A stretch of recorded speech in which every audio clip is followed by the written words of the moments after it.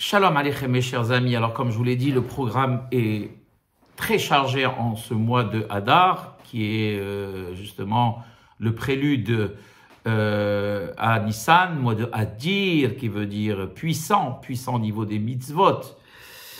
On a justement l'occasion ici, on va parler des lois concernant le mois de Hadar, et on va voir bien sûr les lois concernant la fête de Purim. Avant de commencer, eh bien, le cours est dédié, bien sûr, à la mémoire de nos chers disparus, UES et US, bien évidemment. Et voilà, on va commencer par, d'abord, les 4 Shabbatot qui précèdent, qui sont entre Purim et Pessah. D'accord? Dans ces 4 Shabbatot-là, eh bien, en réalité, il y en a 5, mais il y en a un où on ne va pas sortir 2 Séfarim. Dans les 4 Shabbatot, on va sortir 2 Séfarim parce qu'on va lire des parachiotes spécifiques à ces Shabbatot. Alors, on a déjà lu Parashat Shkalim, qui est la paracha que nous lisons avant Rosh Chodesh Hadar, Hadar Sheni cette fois-ci, puisque cette année, nous avons 2 Hadar, on a Hadar Rishon et Hadar Sheni. Dans Hadar Rishon, on ne fait rien. Hadar Sheni, c'est là où on va commencer. Et donc, avant Rosh Chodesh Hadar, donc la semaine dernière, nous avons lu Parashat Shkalim. Pourquoi on lit Parashat Shkalim avant Hadar, Rosh Chodesh Hadar Sheni? Eh bien, tout simplement parce qu'ils disent les Hachamim dans le Talmud que au début de Hadar, Mashmi'im ala Shkalim, c'est-à-dire c'est le moment où on faisait la collecte du Mahatit à Shekel, qui était une monnaie qu'on donnait à Esrim Gera, que chaque béné Israël donnait, qu'il soit riche ou pauvre, il devait donner la même quantité, le même Mahatit, pour l'achat de korbanot, de sacrifices qu'on offrait au temple. Et donc, c'était à partir du Rosh Chodesh Hadar jusqu'au mois de Nissan, à partir du mois de Nissan, on commençait justement avec les nouveaux dons. Donc, on achetait les holocaustes qu'on offrait au Beth Hamikdash. Et donc, c'est pour ça, en souvenir de cela, qu'on lit Parashat Shkalim juste avant Chodesh Hadar. Et là, cette année, Chodesh Hadar Beth. Donc, on sort de Sefer Torah, on l'a fait déjà la semaine dernière, et on lit donc les 7 montées dans la paracha de la semaine, et dans la paracha de Kitissa, le début de paracha de Kitissa, on va lire les 6 Pesukim qui sont relatifs à Parashat Shkalim. Voilà, donc c'est parce que Rosh Chodesh Hadar, Yom Mashmi'im ala Shekalim. Voilà. Donc ici, on l'a déjà fait. Et pourquoi Rosh Chodesh Hadar Mashmi'im Ashkalim? Ça, c'est très intéressant de le dire.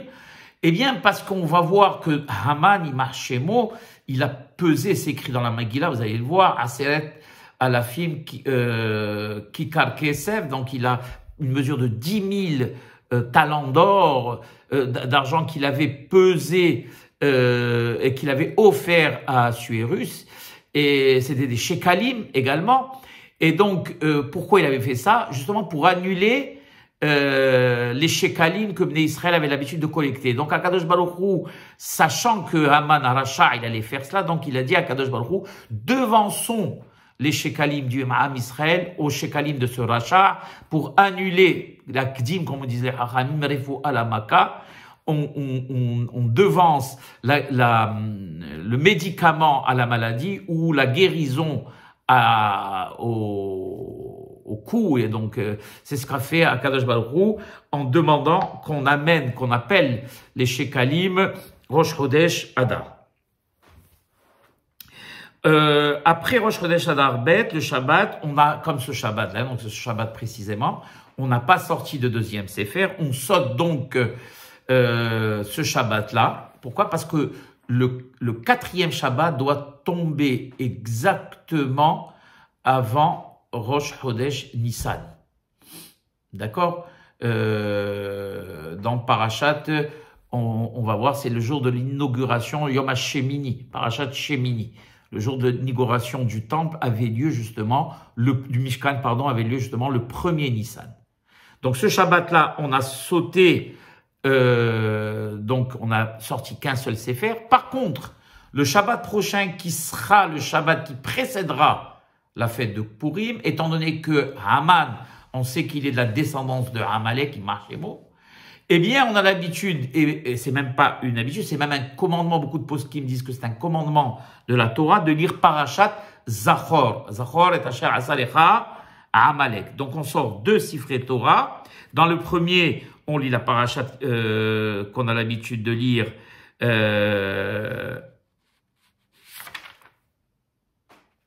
Mehila, oui, j'ai rien sauté ici. On a l'habitude de lire la paracha de Vaïkra, c'est ce qu'on va lire à Darsheni, on a l'habitude de la lire. Et tout de suite après, il y a dans Parashat Kitetse, justement, la paracha qui concerne Amalek. Et on doit faire très attention à lire, sortir le Sefer Torah le plus beau, le plus méhoudar qu'on a à la synagogue. Hein, pourquoi? Parce que la plupart des poskim rishonim disent que la paracha de Zachor est un commandement de la Torah. Mitzvat aseh min ha-Torah. Il est très important pour le shaliach tzibur qui lit d'amener l'attention du Kal sur le fait que c'est une mitzvah midé oraïta et qu'à ce titre ils doivent accepter d'être exemptés et que lui justement se concentre pour les exempter. D'accord? Pourquoi? Parce que il y a des poskim qui disent que les mitzvot tzrichot kavana. D'accord? Et bien sûr, on n'a pas besoin de dire les Shem Yehud, comme on dit pour les autres mitzvot. Minhara ou et faire attention, donc particulièrement par Parashat Zachor, que les petits ne viennent pas perturber la prière en criant ou en tapant des pieds quand on dit Amalek, etc., etc. Pourquoi? Parce que il faut écouter chaque mot de la paracha. Et si on n'écoute pas chaque mot de la paracha, eh bien, on n'est pas exempté de cette obligation. Tout le tzibour, bien sûr, doit se taire et entendre la paracha du shaliach tzibour qui lit dans la Torah. Et ils n'ont pas à lire eux-mêmes par eux-mêmes. Ils doivent écouter les mots qui sortent de la bouche du shaliach tzibour. C'est pour ça qu'il faut que ce soit quelqu'un qui lise très bien et qui prononce très bien chaque mot de la paracha. Le ikar au niveau, on n'a pas besoin de comprendre. Bien sûr, c'est bien qu'on comprenne ce que la paracha veut dire, mais ce n'est pas une obligation de comprendre ce que veut dire le sens de la paracha pour ceux qui ne sont pas hébraïsants. Et c'est pas parce qu'on n'a pas compris qu'on ne sort pas Yedehova, qu'on n'est pas exempté. Il suffit juste d'écouter, de suivre avec son doigt chaque mot que le shaliach tzibour prononce. Et même si on n'a pas tout compris, eh bien, c'est comme si on l'avait lu nous-mêmes et on est exempté. Ça, je saute ce qui ne nous concerne pas. Les shivot, je saute. Alors, ça nous concerne. Il y en a qui disent, il y a certains poskim qui disent que même les femmes doivent venir à la Hazara des Nashim au moment de Shabbat Zachor pour écouter la Keria de la Paracha. Pourquoi? Parce que, et vous savez que les femmes sont exemptes des misot assez shazman grama. Les femmes sont exemptes des commandements positifs qui sont en relation avec le temps. Or, dans cette mitzvah, il n'y a pas de relation avec le temps. C'est tout le temps qu'on doit effacer la mémoire de Amalek. Et pour cela, les Hachamim qui ont cette opinion disent que les femmes doivent venir écouter cette mitzvah. Et il y en a qui disent que non, c'est pas une obligation. Pourquoi? Parce que la finalité de cette mitzvah, en réalité, c'est de combattre Amalek, de faire la guerre à Amalek. Et étant donné que les femmes ne font pas la guerre, et donc elles sont pas, en conséquence, appelées à venir. Mais malgré le fait que beaucoup de Harouim pensent que la femme sont exemptes d'écouter Parashat Zachor, Mikom Makom, il dit ici le Hacham, Rabbi Obadia, que c'est bien que les femmes viennent, elles ont l'habitude maintenant de venir à la synagogue Parashat Zachor pour écouter cette paracha et qu'Akadosh Baruch Hu les bénira pour cela. Et celles qui ne le font pas, eh bien, elles pourront s'appuyer sur le da'at des poskim qui disent que ce n'est pas une obligation. Alors, a priori, on n'a pas le droit de faire monter un jeune qui n'est pas arrivé au mitzvot, de 8, 9 ans, pour lire la Haftara. Pourquoi? Parce que le maftir, c'est parashat Zachor. Et donc, comme lui, il n'est pas arrivé à l'âge des mitzvot, eh bien, c'est pas lui qui va lire de toutes les façons la paracha. Il va pas donc pouvoir exempter les personnes qui vont l'écouter. D'accord? Et ils disent que même pour parachat para, où beaucoup de poskim disent que c'est une paracha qui est Médoraïta, il vaut mieux ne pas faire monter des jeunes qui sont pas arrivés à l'âge des mitzvot. Mais si il est déjà monté, on l'a déjà fait monter, on ne savait pas, alors on ne le fait pas descendre. Même dans parachat Zachor et même dans parachat para. Et qu'est-ce qui se passe? Le Katan, donc celui qui n'est pas arrivé à l'âge des mitzvot, fera les berachot de la Torah, et c'est le Shaliach Tzibour, lui, qui lira la paracha, pour qu'il puisse exempter, car on a un principe, celui qui ne doit pas faire une mitzvah ne peut pas exempter les autres. D'accord? Et comme il n'est pas hayav, lui, puisqu'il n'est pas encore arrivé à l'âge des mitzvot, il ne pourra pas exempter les autres. Donc ça sera lui qui lira, qui fera les berachot de la Torah, Asher Bahar et Asher Natan, mais chez le Shaliach Tzibour qui lira la paracha. Celui qui n'a pas pu venir à la synagogue, qui était fatigué et qui n'a pas pu venir écouter parachat Zachor ce Shabbat, eh bien, il y aura la possibilité de la Tset Yedehova dans parachat Kitetse, où on lira aussi parachat Zachor, et il pourra demander au Shaliach Tzibour au moment de Kitetse de l'exempter. D'accord? Et il dit Nachon, parce qu'en réalité, pour être exempté, il faut écouter cette paracha à partir d'un Sefer Torah. Maintenant, la personne est malade, elle n'a pas pu, donc elle pourra, comme on a expliqué, se faire exempter lors de la paracha de Kitetse, d'accord? Mais malgré tout, chez lui à la maison, il pourra lire, il devra lire dans le Chumash parachat Zachor. Et un public, par exemple, qui a oublié, ça peut arriver dans certains endroits, on ne sait pas, on a oublié, on n'a pas lu parachat Zachor Shabbat Zo, ils ne peuvent pas se rattraper le Shabbat d'après. Et ils pourront s'appuyer sur cela au moment où on lira parachat Kitetse pour être la Tset Yedehova. On le lit, nous, avant Purim, parce que Haman est en relation avec Amalek. Mais bon, d'après ce qu'on peut comprendre, d'après ce que je peux comprendre ici, l'obligation l'imhot et zecher Amalek, c'est toute l'année. Et donc, si on n'a pas pu la lire à Parashat au moment de Zachor, donc Shabbat qui vient, eh bien, on pourra être acquitté au moment de Kitetse. Alors, Shabbat prochain, on aura l'habitude de lire le Piyut Michamocha Ve'en Kamocha qu'on lit, vous savez, on a l'habitude. On parle ici de tout ce qui concerne Achashverosh, Haman, Mordechai, etc., ce Piyut, ce fameux Piyut. Alors, il dit ici, le Rav Ovadia Yosef, que on ne doit pas le lire entre les psukés des Zimra et la Tefila. C'est-à-dire qu'il y en a qui ont au moment de Nishmat Kol Hay, avant Nishmat Kol Hay, eh bien, ils lisent ce piyut. Là, c'est pas bien parce qu'il ne faut pas qu'il y ait de hefsek. Alors, qu'est-ce que on doit dire? D'ailleurs, même les Hachamim, Aharonim, ils ont annulé cette habitude-là, qui n'est pas bien parce qu'il y a quand même un hefsek. Il dit ici, qu'est-ce qu'il faut faire? On doit, après la Hamida, le Hazan, il dit le Kaddish, et après, on lit ce piyut-là. C'est ce qu'on fait, nous, d'habitude, dans toutes les synagogues à Casablanca. Quand le 13 Adar tombe un Shabbat, c'est-à-dire le jour du jeûne de Purim tombe un Shabbat, où il y a Parashat Zachor, on ne doit pas dire Tzikatecha Tzedek à Minha. Pourquoi? Parce que le 13 Adar, qui est le jour du jeûne, est la veille de Purim, qui est le 14 Adar pour nous au Maroc et pour Yerushalayim le 15 Adar.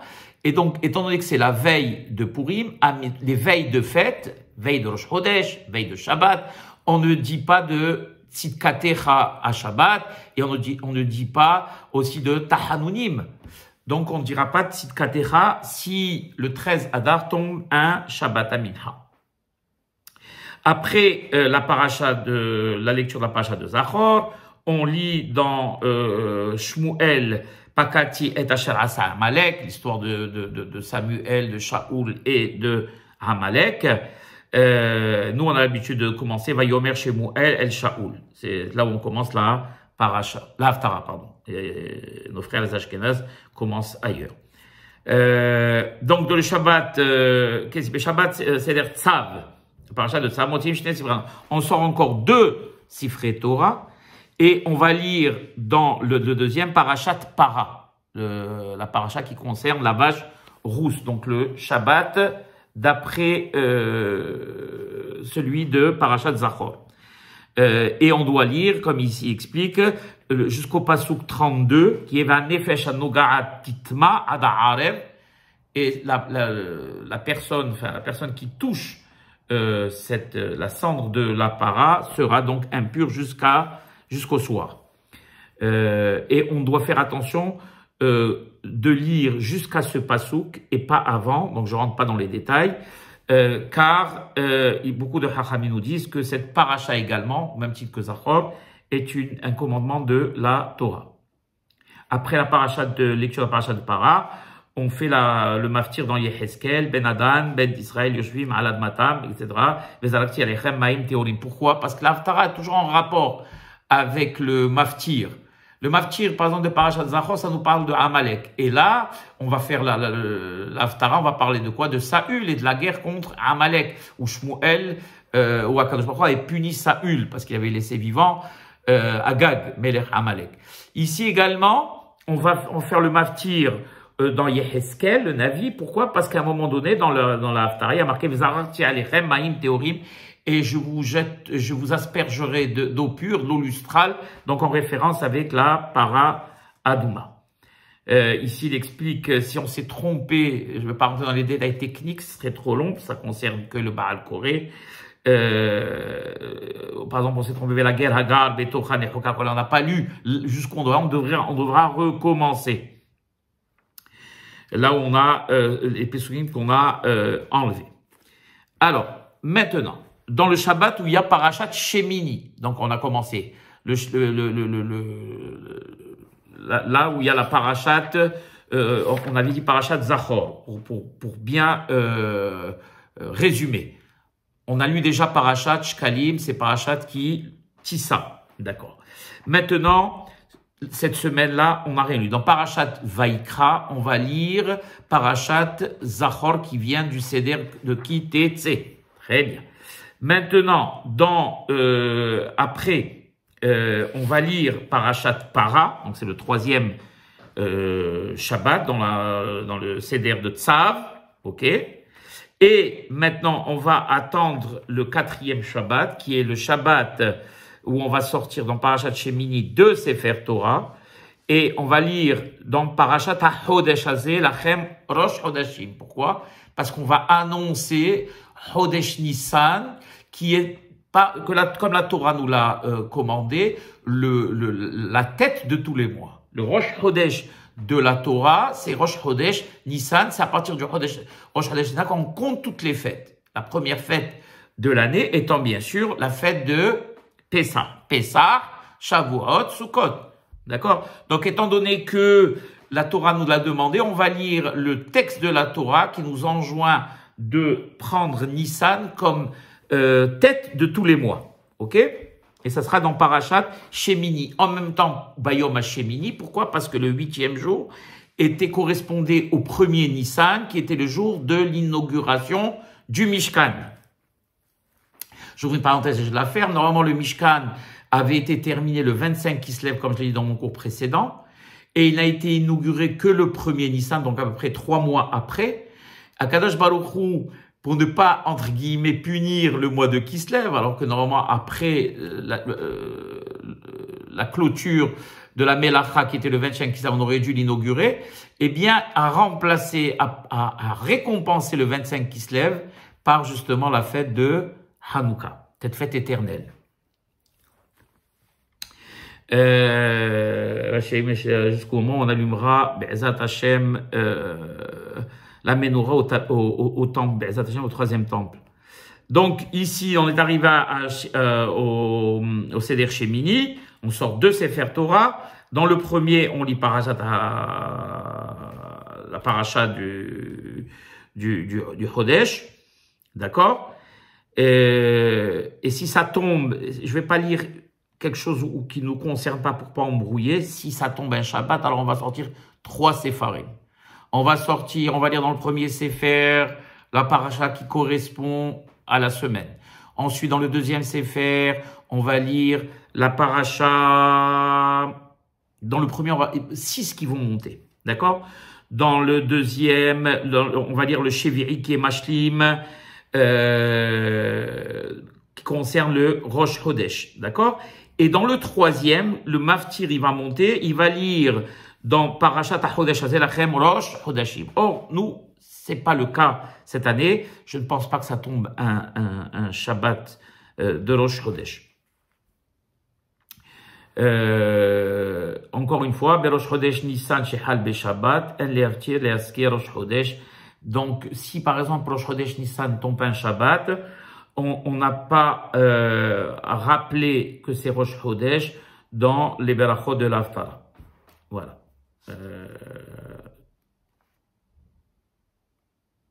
S'ils sont trompés et ils ont lu les 4 parachutes, ils ne savaient pas qu'on devait les lire le Adar Sheni, ils l'ont lu Adar Rishon, ils ne sont pas Yotzim et Dechova, ils devront recommencer au Adar Sheni. S'ils ont oublié et ils n'ont pas lu Parashat Shkalim avant Rosh Chodesh Adar, et ils ont fait l'Haftara normale de la semaine, même s'ils sont rappelés après Tefilat Moussar, Hozrim, ils ressortent le Sefer Torah, et ils lisent Parashat Shkalim, et celui qui monte, il fait les berachot de la Torah avant et après on lit la Parashat de Vaïchlot et Oléada, mais cette fois-ci sans berachot. Ça fait que berachot les hakel. Donc, car ils ont déjà fait la Parashat de la semaine, ils ont déjà fait les berachot. Je vois ici, je pense que c'est tout.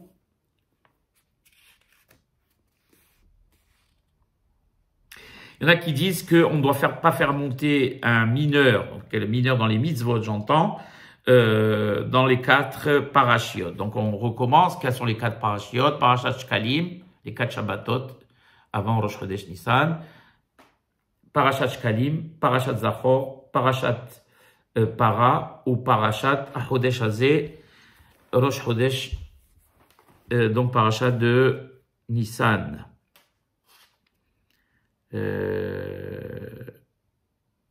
Im en asara, s'il n'y a pas 10 dans une synagogue, il n'y a pas une autre synagogue à côté, on fait sortir quand même le Sefer Torah et on lit Parashat Zachor, mais sans les berachot avant et après, étant donné qu'il n'y a pas de minyan, ça fait que berachot liakel.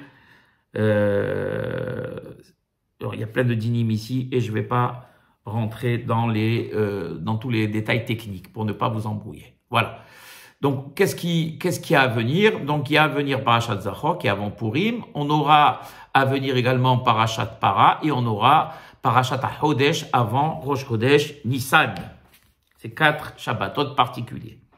Et on aura, vous avez compris, sauté ce Shabbat, on n'aura pas sorti de Sefer. Maintenant, Besha'a Tova, on va parler du Chodesh Nissan. Quand Nissan rentre, ils disent les Hachamim Arbim Besimha, c'est le Chodesh de la joie. Pourquoi la joie? Parce que Akadosh Baruch Hu a retourné une situation en la faveur du Ham Israël. Car Hama, il marchait mauvais zar'o, Ratzal Harog ou la Abed, Tavenashim, Beyom Echad Ushlam Lavoz, il voulait éliminer tout le peuple juif en un seul jour. Pire qu'Hitler. D'ailleurs, Hitler étant son descendant. Et donc, étant donné que Akadosh Baruch Hu, il a retourné cette situation, car les Israël ont été Chozim B'Tshuva, cette simha doit nous habiter non seulement quand on va fêter cette fête de Purim, mais pour l'avenir également. Car on sait très bien que, et je l'ai expliqué plusieurs fois, que chez nous, une fête, c'est pas la commémoration du passé, mais c'est exactement le fait de revivre exactement dans le présent grâce à cette énergie qui tous les ans revient, cette même énergie qui s'est, comment dirais-je, qui s'est développée à l'époque où cela s'est passé, revient chaque année. À Pessah, on a l'atmosphère de délivrance. À Shavuot, on a celle du sérieux du Matan Torah. À Sukkot, on a celle de Tzila de Memnuta, c'est-à-dire être Hatzel Hakadosh Baruch Hu. À Purim, on a ce potentiel de joie qui est là présent et qu'on doit faire pénétrer à l'intérieur de nos cœurs. Et donc, Adar est le mois propice à la simha et aux réjouissances. Nichnas Adar marbim besimha. Alors, ils disent les Chachamim dans Megillat Sabah Chodesh Hashem nehpach lahem miyagon lesimha. Quand il est marqué dans la Megillah, ce mois qui s'est transformé, qui est passé du stade de l'amertume et de la peur à la joie la plus totale. Pourquoi? L'Omar chez Mazal HaChodesh Hazeh, le Mazal, donc le signe astrologique qui est en référence du mois de Hadar, est un signe de joie. Et c'est pour cela, ils disent les Hachamim, que celui qui a un procès ou qui a quelque chose qui peut faire coïncider avec le mois de Hadar, façon possible, à la différence de Av, où ils disent les Hachamim que le Mazal du Ham Israël n'est pas au plus haut à Av, au mois de Hadar, le Mazal du Ham Israël est au plus haut. Et donc faire coïncider ou un examen médical, ou un examen, si on peut le reporter au mois de Hadar, ou une affaire qu'on veut réaliser, ou un jugement si on peut faire coïncider avec le mois de Hadar pour se mettre le plus de chances de son côté. Celui qui voyage et qui va en bateau, et il trouve pas de Megillah, parce que la mitzvah, bien sûr, est de lire la Megillah dans une Megillah de parchemin, écrite par un sofer, par un scribe, et qui n'a pas de possibilité d'amener avec lui une Megillah Keshera, puisqu'il voyage. À l'époque, je sais pas si aujourd'hui on voyage en avion, ça prend pas beaucoup de temps, donc, mais bon, on va dire s'il part en croisière, allez, et il n'a pas de possibilité d'avoir avec lui une Megillah Keshera. D'accord? Alors, qu'est-ce qu'il fait? Il peut lire la Megillah même au début du Chodesh Hadar. À partir déjà du début du Chodesh Hadar, il peut lire la Megillah. Mais faire attention, cette fois-ci, étant donné qu'il n'est pas Metzouvé, ne pas faire bien évidemment les Berachot de la Megillah. Par contre, la Seuda de Purim et Mishloach Manot, Matanot Leviodin, Enam Noagim Ela Vizmanam. On ne pourra pas faire au début du Rosh Chodesh Hadar envoyer des cadeaux ou donner l'aumône aux pauvres, et dire, voilà, comme ça je suis Yetzé des Chova. Non, ça n'a pas de valeur, car c'est la mitzvah de la Seuda, la mitzvah de Matanot Laevionim, la mitzvah de Mishloach Manot n'est valable que le jour de Purim. Donc le 14 Hadar, pour nous, les Marocains, pour ceux qui habitent en France, etc., hormis ceux qui, à l'époque de Josué, étaient des villes qui étaient entourées de murailles, comme en l'occurrence Jérusalem et d'autres villes en Israël. Il me semble que Rako également, etc. Minhak Hasidim Vanche Maase, Litanot Beyom Shiva Be'u. Alors, il faut savoir que le 7 Hadar est le jour du décès de Moshe Rabbeinu Alav. C'est une des raisons pour lesquelles Marché Mohamed a choisi le mois de Hadar. Eh bien, parce qu'il n'y avait pas de fête, qu'il avait calculé. Dans tous les mois, il y avait ou une fête ou quelque chose en relation avec une fête pour le Ham Israël. Et donc, il a dit, là, il jugeait que c'était pas propice. Il fallait choisir un mois qui était vide. D'ailleurs, il a dit, toi, tu as voulu faire en sorte de calculer pour faire ta xéra à un moment où il n'y avait pas de fête pour le Ham Israël. Alors, non seulement je vais annuler ta xéra, mais je vais rendre ce mois-ci un mois de fête pour le Ham Israël. Sur ton compte à toi. Et donc, les Hassidim, Anshe Maaseh, ont l'habitude de jeûner le 7 Hadar qui correspond. D'ailleurs, Haman n'avait pas calculé que le 7 Hadar était le jour il avait dit en plus c'est le jour du décès de Moshe. Et donc, ça sera un mazal, pas un bon mazal pour le Ham Israël. Or, ce qui lui avait échappé, c'est qu'également, c'était le jour de sa naissance. On l'apprend dans le passage qui annonce la naissance de Moshe Rabbeinu, où on comprend qu'il était, c'est-à-dire qu'il est né, il est décédé le même jour que sa naissance. En réalité, sa vie était parfaite. C'est-à-dire qu'il a bouclé la boucle, comme on dit. Et donc, pour se commémorer le jour du décès de Moshe, il y en a qui ont l'habitude de jeûner, le 7 Adar. Quand c'est une année embolismique, comme c'est le cas cette année, il y en a qui ont l'habitude de jeûner le 1er Adar, le 7 Adar Aleph, le 7 Adar Bet. Voilà. Mais le mieux, c'est bien sûr, le minhag le plus répandu, c'est de jeûner le 7 Adar Bet. Et c'est bien aussi de faire un limoud, d'étudier la Torah. Alors pour ceux qui ne peuvent pas jeûner, eh bien c'est bien d'étudier le 6 au soir, Adar, la Torah, puisque Moshe Rabbeinu étant le symbole, la symbolique même de la Torah, étudier la Torah est une très bonne chose pour commémorer la disparition du maître d'Israël, du plus grand des Névim qu'on ait eu, Moshe Rabbeinu Zchuto Tagan Aleinu. D'accord.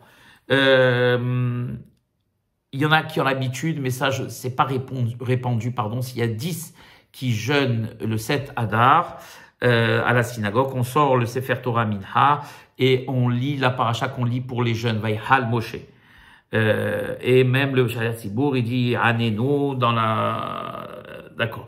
Mais je crois qu'ici, ils disent, le Rav Ovadia Yosef, que ce n'est pas bien de faire cela, puisque Vaïhal Moshe a été institué qu'aux jeunes, par exemple, de Purim, aux jeunes, c'est une paracha qu'on lit que pour les jeunes, Asara Betevet, les jeunes que les Hachamim ont institués pour la destruction du temple.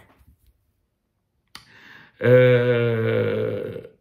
a l'habitude de jeûner le 9 Adar, là où il y a eu une mahloquette entre Beth Shammai et Beth Hillel. On n'est pas arrivé à ce stade. Alors on va s'arrêter ici pour cette première partie des halachot et on reprendra dans la deuxième partie pour les halachot concernant le jeûne d'Esther et les mitzvot de Purim.